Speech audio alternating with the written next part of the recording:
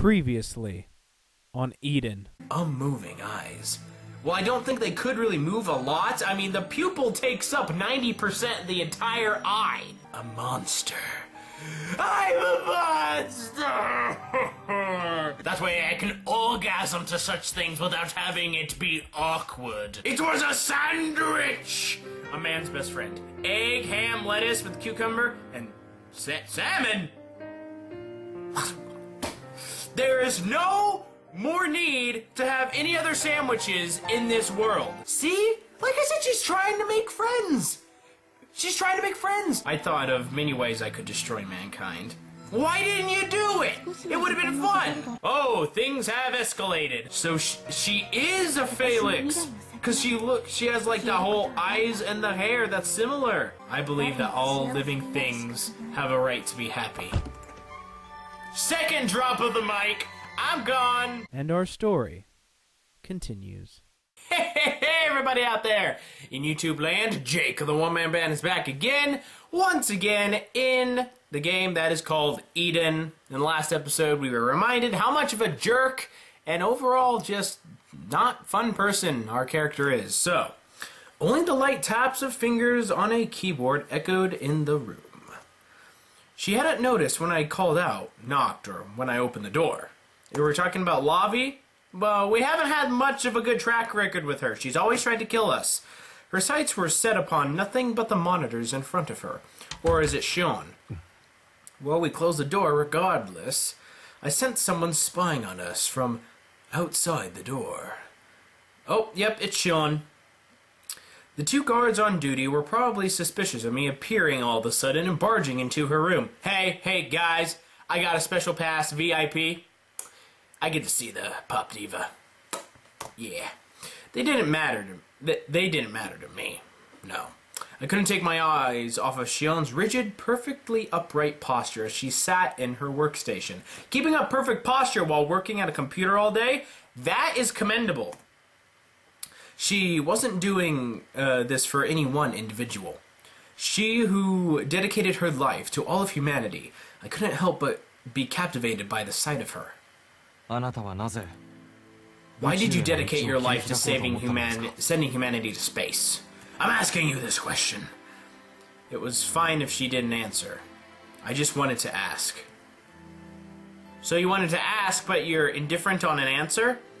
I think you're missing the point of what a question means. I mean, was it supposed to be rhetorical? I don't think so. At what point did she decide this was to be her fate? I wanted to hear her put it into words. Shion's hand suddenly stopped. However, she did not turn around. She stared at the monitor. Her hands left the keyboard and brushed her hair. Because I wanted to save the people of this world. Is that so hard to understand? I wanted to save people. I was raised by Elika, who was always so kind. She never asked for anything in return. So I figured it would be kind of me to save humanity. Dedicating my life to a single person or all of mankind. That's the only difference between Elika and myself. The people you're helping are the ones who have confined you here. I don't expect anything in return. You see, some people just do good things because they want to do good things. Is that so hard to understand? As sad as it may be. Ah. Sean had such a small frame. Yes, we know that. So very small that it seemed like she could break any second. But I was sure she wouldn't. Nobody could break her. Nobody could break her! Even though her body was this small, this kind, strong little girl refused to be crushed by the sorrow she carried. For her soul was far more powerful than any body she could possess. But it's not like I never wished for anything. In fact, she stopped and turned this way. Her sharp gaze peered at and practically pierced through me. Maybe my wish was to leave something behind. To leave something behind? Like a legacy, dude. Come on. No. We cannot have children. Felixes aren't capable of reproducing? Of course not! First rule of any science thing, if you're going to create some form of artificial being, 1, you don't give it the ability to reproduce, because once it reproduces, then it multiplies, then it attacks you, then it rules over the world. You damn bastards, you blew it all up, didn't you? Damn you! Indeed. She nodded without hesitation. It is a fact that, as living things go, we Felixes far surpass mankind. As such, they were naturally afraid of us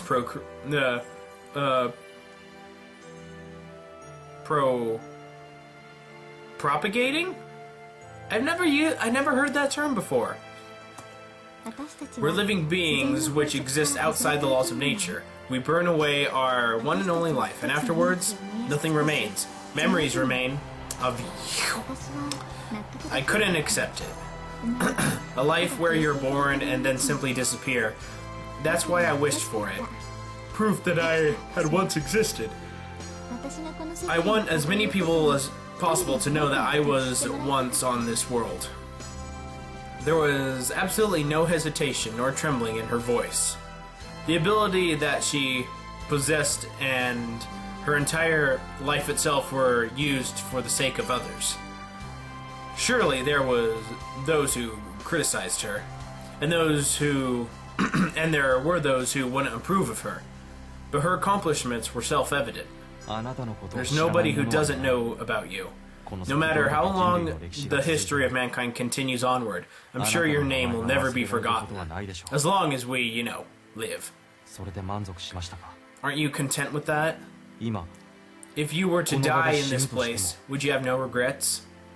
None at all? She didn't respond. Her eyes said that she was searching for something, or someone, but probably something. Like a sandwich. I mean, look at her! I think she needs to eat a couple sandwiches. Her heart was prowling elsewhere. She looked towards me again and gently shook her head. I believe I've done everything I'm supposed to do. The completion of Earth's evacuation project should still be feasible without me. But my life has yet to run its course. There's still a little bit left. Just a wee tiny bit. That time you have left. What will you do with it? She didn't answer. And it didn't look like she had any intention of doing so. But I knew her wish. Well, so I thought, Sean. I can make your wish come true. You wanna know why? Cause you ain't never had a friend like me. I'm the genie! Life is your restaurant. Come on, whisper what it is you want. Have you ever cried? You ain't never had a friend like me. No, I don't cry. I don't believe you. If I cried, I would never be able to stand again. Oh, I get it. Because of the dehydration. Where was Shion's heart trying to lead her? I don't know. Can't come up with a quip there. Does she no longer have anywhere to go? If she couldn't go anywhere, if she had somewhere she wanted to go. I'm sorry, it's late. I'm yawning. Just like Sis did. The place really didn't matter. She would need to try to fly first. And someday, she would inadvertently arrive there. And here I am, just standing here like a schmuck. Sean likely knew that as well. And though she knew, she couldn't take off so long as the wind which would carry her didn't blow. If that's the case, if the wind did not blow, then you create your own artificial wind with a fan. Don't you know? Then I alone would have to be that wind. Right? Right? Right? Okay. Okay, it was just taking its sweet time. How many minutes had I spent looking at this target now? My finger resting on the trigger would not move for me. So you haven't even shot at it? You put a target in front of a man with a gun, and he ain't no shooting it? Boy, something wrong with you. Human targets were the only ones that I ever hesitated with after I entered the military, and that stopped soon after the second or third target. If I didn't shoot, I would be shot. I understood that much faster than the other new recruits. That's basic sense, like logical sense when it comes to the military. Just after that, I just shot, and shot some more. All I did was shoot. It's all I ever knew. I shot my enemies as they appeared. Run away when I was being shot at, turned around to shoot them when they stopped shooting. It was a series of events that I repeated endlessly. And it only so happened that they were terrible shots, and therefore could never hit me. As I piled on my sins, no longer lamenting over those who lost their lives, my human heart slowly but surely faded into the shadows. Of what, your rib cage? Can't be shadows in there. No light gets to it. My memories of her felt like they were disappearing with each pull of the trigger. Then don't pull the trigger. Oh, well, now we understand why he hasn't pulled the trigger. So I could stop. Still, I could not stop. I didn't even think of stopping. But because I ended up remembering my sister, and because I happened to meet those two, Sean and Elika, I had never so much as considered something as naive as being able to redo my past. Never have I thought that. But if I were to rescue those two lonely girls, then maybe, just maybe. Oh, here we are. We got our two people. The girl in the military uniform was quite irritated. She was a sociopath who had tried to kill me many times. It only got worse since she didn't have anyone to vent her frustration on. Do you have a punching bag in your room? That helps a lot. Hey, warrant officer. Inaba's voice was a little agitated. He had been sitting at his desk and was looking over some documents. Huh? Yes? What's wrong? You barged into my office first thing in the morning and now you're making that scary face. Did I do something? Do I really have that scary a look on my face? You do. You do. How about you relax and have a drink? I have scotch. There's no reason for me to drink. Lavie glared at her sloppy commanding officer. Well, come on, take the drink. Major, surely drinking is not the first thing you do every morning. Well, water. Water's good. I assure you, drinking is not the first thing. First thing I do, go to the bathroom, drink some water, brush my teeth, have a wank, you know, something like that. Usually. Oh, okay. I think you drink a little too much, Major. You'll die young. Nah, I'm fine with that. You really are in a bad mood. What's wrong? Nothing really. Lavie turned away in a huff. Oh no, something's bothering you. When huff comes into play, that means Hufflepuff. And huff, puff, puffity puff, I have a problem. I don't know where that came from. She wondered why she was here in the first place, and could not fathom why she was behaving so poorly. All she had wanted was to not be holed up in her room, nor be somewhere she might accidentally run into a certain someone. She means me. 'Cause she hates me, apparently. Hey, Major, can I talk to you for a while? I don't mind. I have an appointment in a bit, but I'll listen until then. Lavie briefly cast her eyes downward and hesitated for a moment before speaking out. I don't really know my father. Okay, we're having this conversation now. The daddy never loved me enough speech. Okay. Father? Your father was a police officer, if I recall. Lavie nodded slightly. A public safety detective, apparently. He was almost never home, and on the rare occasion that he was, all he did was eat and sleep. Well, you know, that's kind of what you do. I mean, home-cooked meals, freaking good. He was tight-lipped, hardly ever smiled.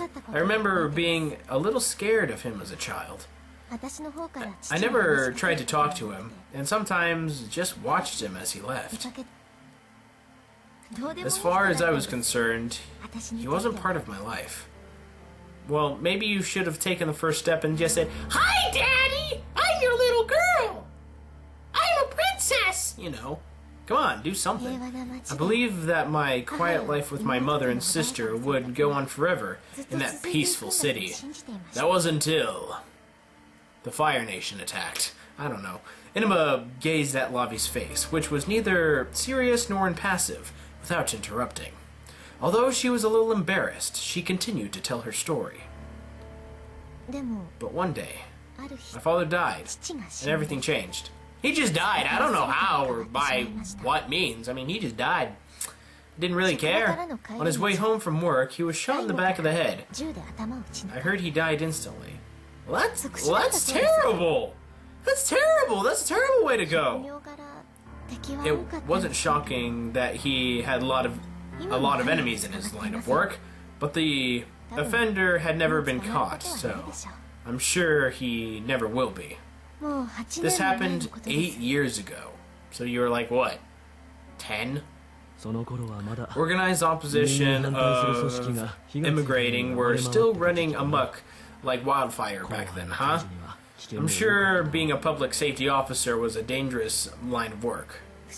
Strangely enough, I didn't hate whoever killed him all that much. Dad no doubt knew it might end that way. Well, at least, it was only him that got shot, not his entire family. You know how, like, some criminals are? It's all like, oh, the cop got me. I'm gonna go gut his family. You know. That would have been terrible. The fact he was a detective, the fact he was killed, neither mattered. Dad died, that's all there was. That's all it was. That's all there was to it. You weren't sad? Lavie's eyes grew wide as she was momentarily surprised by the Major's question. But her unrest passed like a gentle breeze, and her eyes returned to normal. I have no emotions anymore, Major Inaba. My mother and sister both cried. But I simply just laughed because I'm a psychotic person. I was gonna say a word, but then I decided against it. I'm probably broken in some way. She has a lack of empathy, doesn't she? She can't feel emotion, can't she? That would explain her psychopathic tendencies. Not shedding a single tear for a parent's death. Decided to enlist in the military shortly after that. Neither made any sense. Granted, Dad may have left behind some money, but my sister was still little, and my mother was a shut-in. It felt like I had to do something. Oh, wait a minute. The military had practically no age limit and paid a monthly salary. It seemed like a calling for someone as physically and mentally gifted as me. Mentally, if you have a lack of empathy, I don't think that's a good thing. I mean, you could work through it, yeah, but in the sense, like I'm just saying, like, so you said, but it couldn't have been easy for you. The military was tossing new recruits onto the front lines without sufficient training, one after another, around the time you enlisted. So they were using Soviet Russia tactics. Okay, we have to take this city. What do we do? Throw 5 million Russians at it. You know, see what happens. Let's see what science is out. Well, I guess. I figured I'd be stuck doing accounting or office work at the rear. So it came as a shock when I was suddenly sent to the front lines. They put a helmet on my head, a rifle in my hand, and said, "Go!" She quickly turned her gaze downward. The memories from when she had first enlisted were something she wanted to forget. There were far too many painful memories for a girl as young as she was at the time. Still, she knew that because of those memories in her life, she had become who she was today. And that was also why she had met a certain young man. Me, she means. At this point, I think I may have been searching for a father figure. Of course, I imagine finding someone wasn't likely. You know, I was on the battlefield. There was only thousands of men there. Straddling the line between life and death, just like your father did. Do you hope to gain something from that? I believe so. If I don't believe it, then my whole life would be meaningless. Does it really matter? I mean, really? Huh? Oh, things are getting intimate in here. He stood up. That can mean a lot of things. Inaba stood and walked to her side. Lavie, you've got a long life ahead of you. Worry about whether you're beyond saving when you get old. If you're young when you... If your youth were to end while you're busy thinking about pointless things and worrying yourself to death, wouldn't that be miserable? Yeah, probably would be. Is that a voice of experience talking? Maybe. What was that, you little brat? You call me old? You call me old? Inaba lightly tapped her on the head with the back of his hand. Just stupid. Stupid little girl. Yeah. A lot's happened to me, too. A whole lot. You'll probably learn more about it as the story goes on, Major. Lavie couldn't say any more. She vaguely sensed that something sad had occurred in Inaba's past. You think? I always thought he looked droopy and sad, but Lavie also knew that she had no right to ask about it. Everyone lived with their own little demons hidden in their hearts. It might just be those little thoughts you cannot tell others that become a driving force to live. That was what Lavie thought. So, what about it? Since we both had a lot happen to us, want to try confronting each other? Sexually? Maybe? I'll pass. No, you're old and gross. She took several steps back and glared at her flirtatious superior officer. That's too bad, Inaba said rather seriously and returned to his seat. I guess getting rejected is a good sign that to get back to work, huh? Please excuse me as well, then. Yeah. No. Wait a second. I can't let you leave. I have to ask you a question first. It's about this thing. It smells like chloroform. I want you to figure it out if it truly does, or if it's just me. Lavie stopped mid-salute. Could you stay here and stand by for a little while? Oh, Lavie, stand by me. Oh, stand by me. My shift starts in the afternoon, so I don't mind. Is your appointment another one of those appointments? Let's just say you're not far off. Of course, they were referring to the elimination and disposal of infiltrators within the research facility. We have to go kill more people. Lavie's mind grew tense. In that case, why would you need me here? Did you give it to Warrant Officer Harana? No, not Warrant Officer Harana. I sent a different group. The circumstances are a little different this time. What does that mean? Are you getting somebody very important?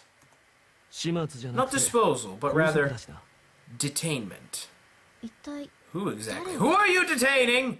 Tell me who! After making a brooding gesture, Inaba's mouth curved in a sad grin. He tightly clenched his fist as he spoke. Oh no! You're detaining Elika? Why? What is this, Horsebucker? I will not stand for this! Triple ellipses! Triple ellipses! I cannot stand for this! You're under arrest! This is not good, my friends. I'll have to end this episode here. I apologize. But I think this is a good cliffhanger. And I have to leave you on them cliffhangers every once in a while, right? So, like and favorite if you've enjoyed, subscribe, of course, if you feel inclined to. I'll see you guys next time I'm out there in YouTube land. Be a good person, tip your waitresses, keep moving forward. I'll see you then. Yeah.